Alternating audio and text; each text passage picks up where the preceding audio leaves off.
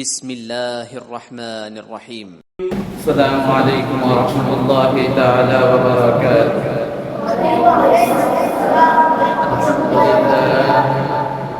الحمد لله رب العالمين والعاقبة للمتقين والصلاة والسلام على رسوله الكريم.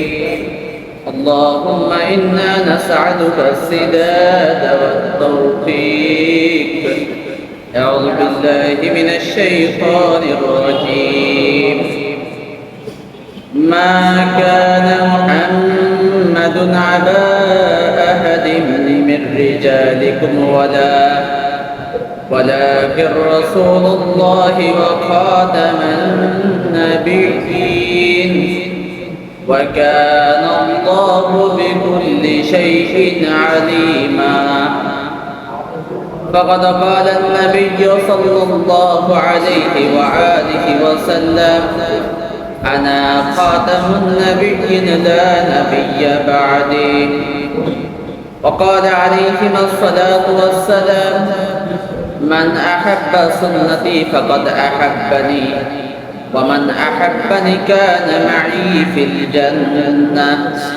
رواه الترمذي ومشكات أو كما قال النبي عليه الصلاة والسلام. তো আলহামদুলিল্লাহ, সর্বোপরি শুকরিয়া আল্লাহ তাআলা পবিত্র জুমার রজনীতে মাগরিবের নামাজের পরে ইশার নামাজের পূর্বে আমাদেরকে একটা জান্নাতের বাগান কোরআন হাদিসের ময়দানে আসার বসার এবং বিশিষ্ট আলেম দ্বীন হযরত আল্লামদের পবিত্র জবান থেকে দ্বীনি আলোচনা শুনবার তৌফিক দান করেছেন।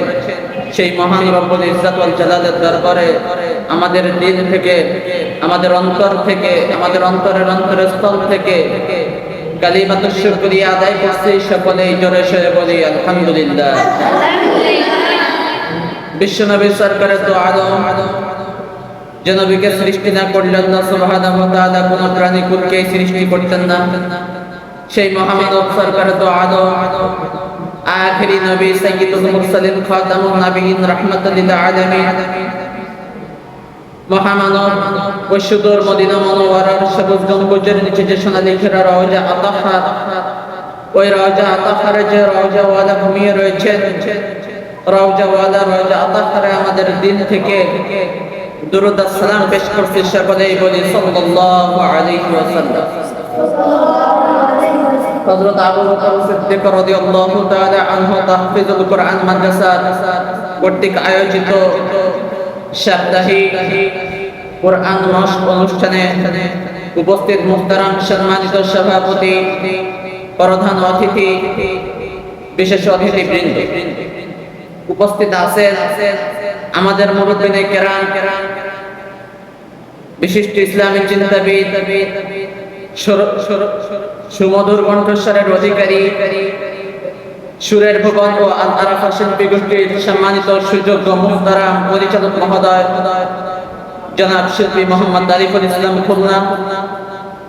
উপস্থিত আছেন বিশিষ্ট ইসলামী চিন্তাবিদ, প্রখ্যাত আলেমে দ্বীন জনাব হাফেজ মাওলানা মুফতি শিব্বির আহমদ সাহেব।